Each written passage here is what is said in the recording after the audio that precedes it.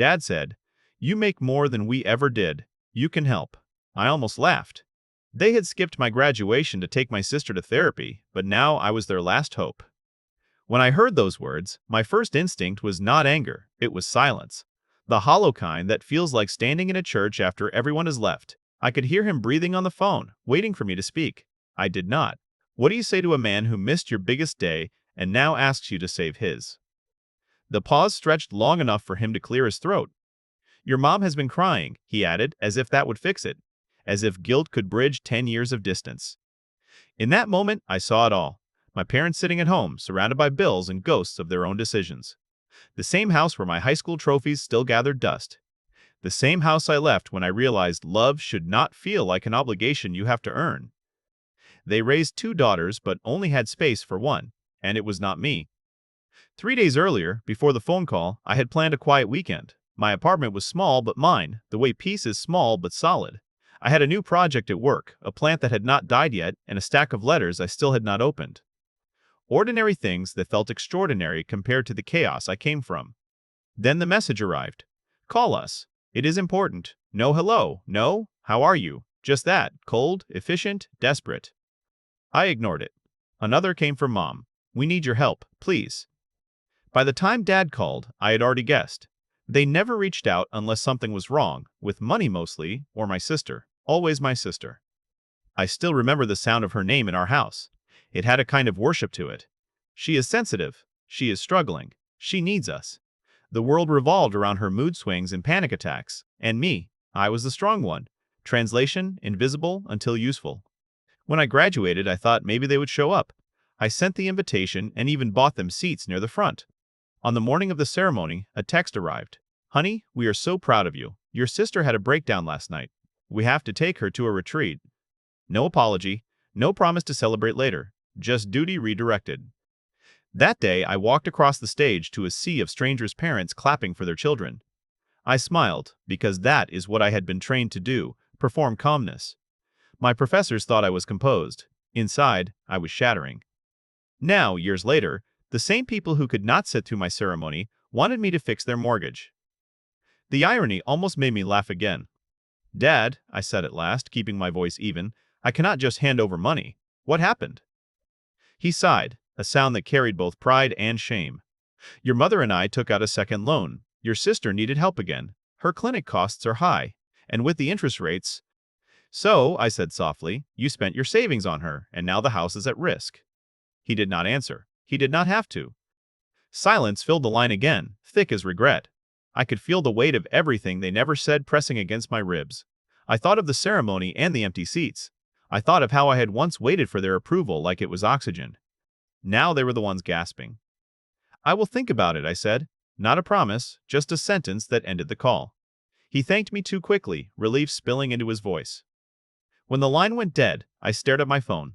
For the first time in years, I felt a shift, a quiet, steady reversal of gravity. For so long, I had been the forgotten daughter. Now I was the one holding the power, and I was not sure yet what to do with it. I was 8 when I learned that love in our house had rules. Rule 1, if my sister cried, everything stopped. Rule 2, if I cried, I was being dramatic.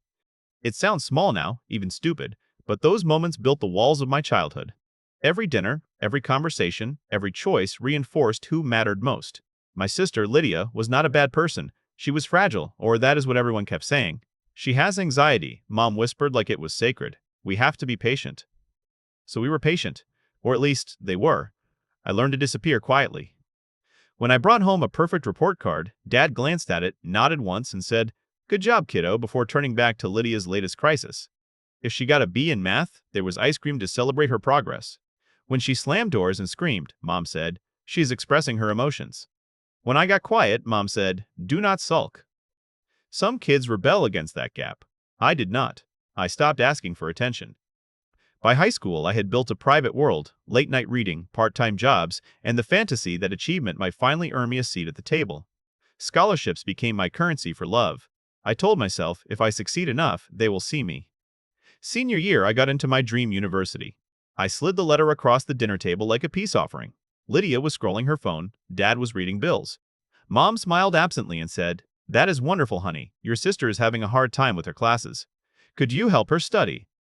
That night I sat in my room, the letter in my lap, wondering how success could feel so invisible. Graduation season came fast. I was valedictorian, not that anyone seemed surprised. My speech was supposed to be about gratitude, resilience, and the future. I practiced in the mirror, imagining Mom's tearful smile and Dad's proud nod. For one day, I thought I would be the one they looked at. 2 days before the ceremony, Mom called. Her voice was rushed. "Sweetheart, your sister got into a new therapy program. It starts this weekend, the same time as your graduation. We will celebrate next week, okay?" I remember standing there with the phone in my hand, listening to her breath. I did not cry. I did not yell. I said, "Okay, Mom," and hung up. Graduation day was hot and bright, the kind of afternoon that smells like flowers and cheap perfume. My friends' parents brought signs and balloons. I brought my water bottle and a quiet smile.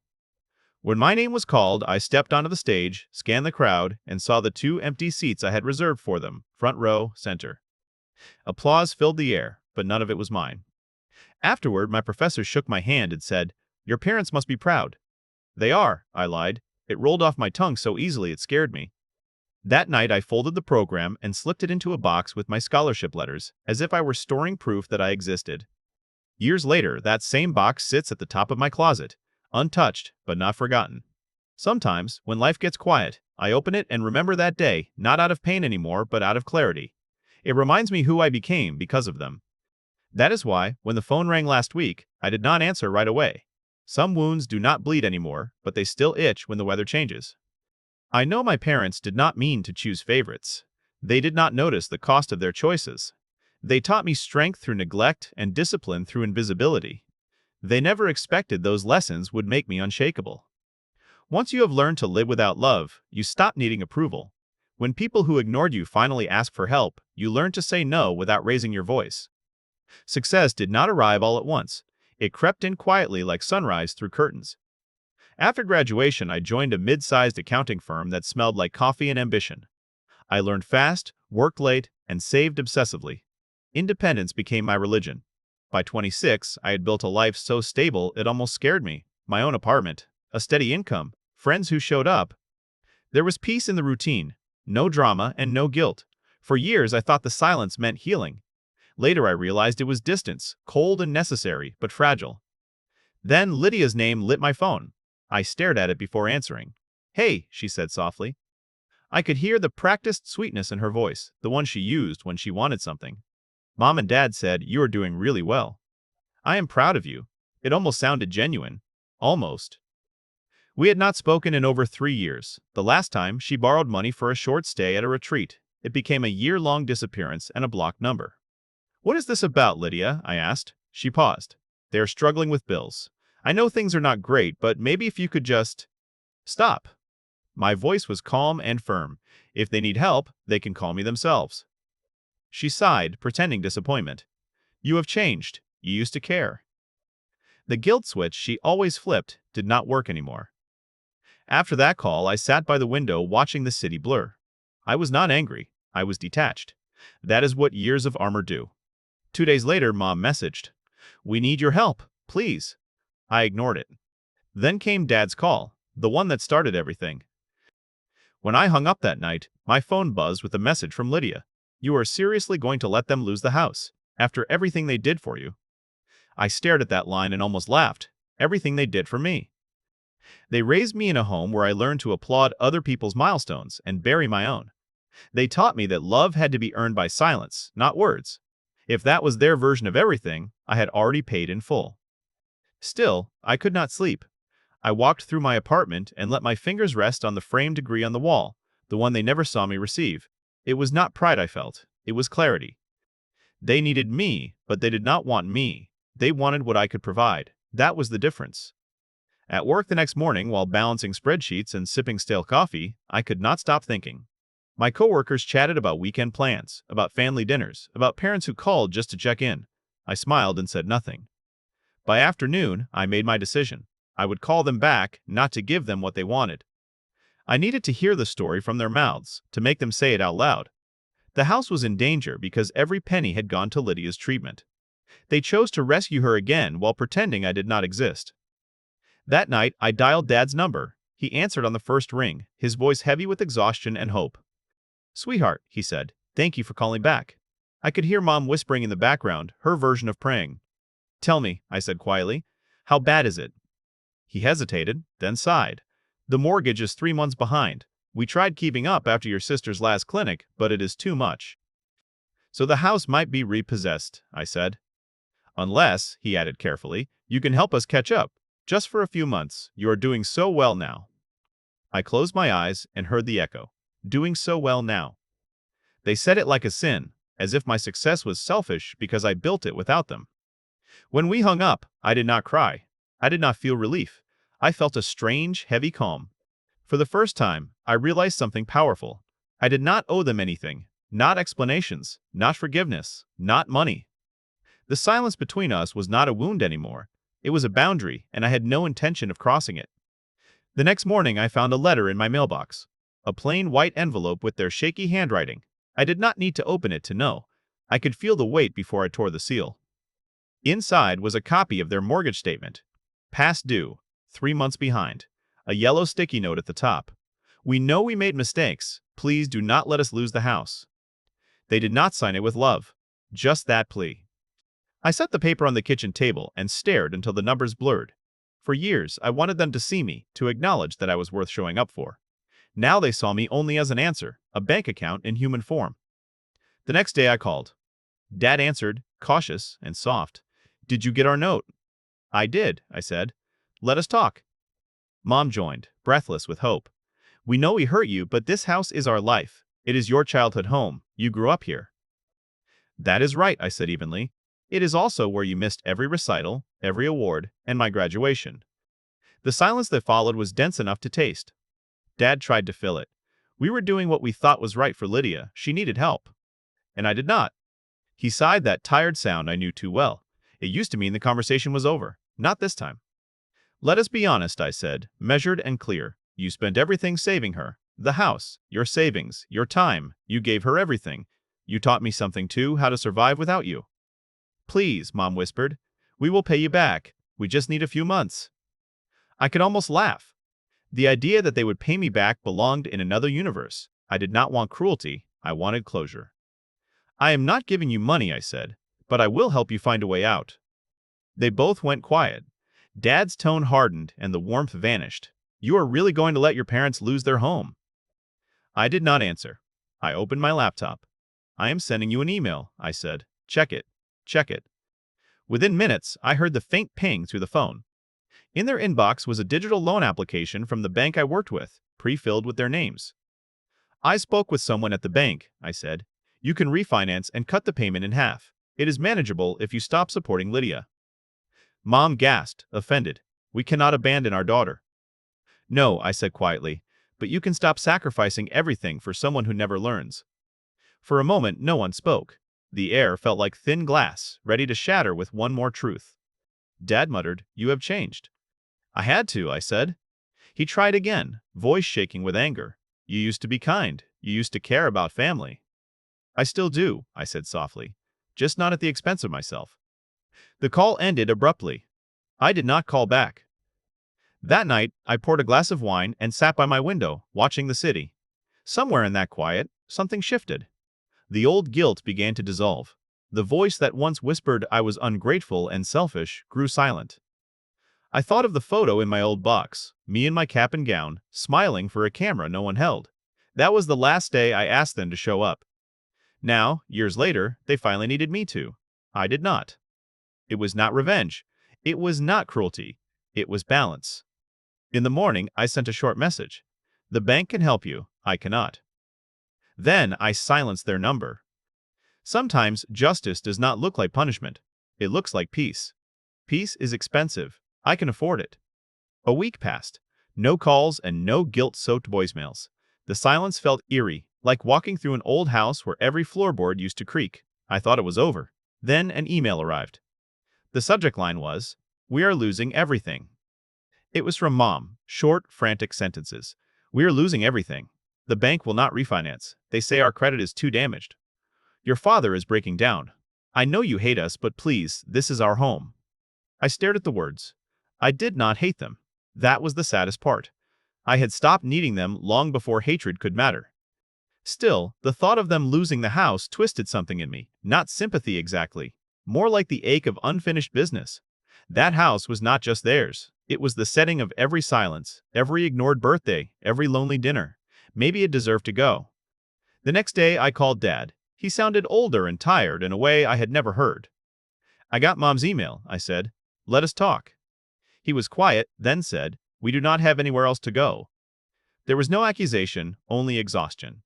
"I cannot pay your mortgage," I said, "but I can explain how to make this right." "Right," he echoed with bitterness. "Nothing about this is right. You are our daughter." "Exactly," I said, "and I learned what being an adult means by watching you avoid it." He did not respond, so I continued. "You made choices. You took out loans for Lydia's therapy and her new car and her rent. You called it love, but it was denial. You taught her that consequences were optional. You taught me that silence was expected. Now you are living in the house those lessons built." His voice cracked. "We just wanted to help her." "I know," I said. "You forgot to help me too." There was a long pause, the kind that tells you some relationships do not recover. They shift into honesty. "Dad, I am not sending money," I said. "I will come by this weekend. We will go to the bank together. You will face it. Maybe that is the start of something real." He did not thank me. He said, "Okay." On Saturday, I drove to my childhood home for the first time in years. The paint was fading and the lawn was overgrown, but the front porch looked the same, the place I sat on summer nights waiting for someone to notice me.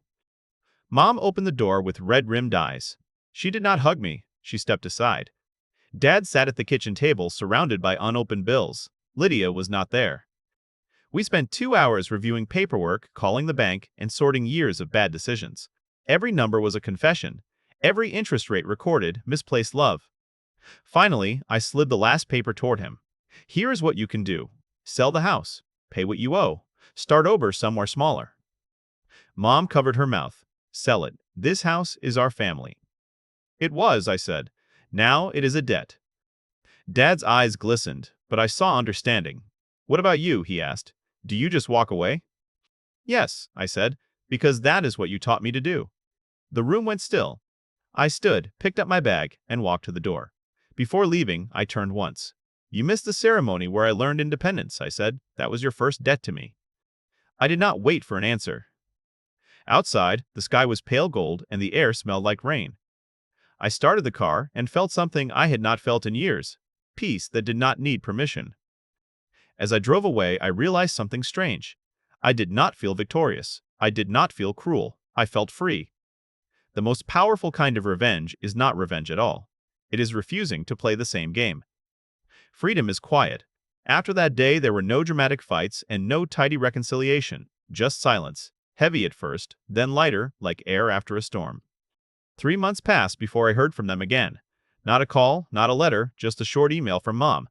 "We sold the house. We moved into a small apartment near Lydia. She is getting better, I think. We are okay. Hope you are too." No guilt and no manipulation. Just facts. Somehow, that was the most honest thing she had ever sent. I read it twice and closed my laptop. For years, I had imagined a grand reckoning where they begged for forgiveness and I delivered a perfect line of justice. Life rarely gives cinematic moments. It gives quiet closure in uneven shapes. They lost the house.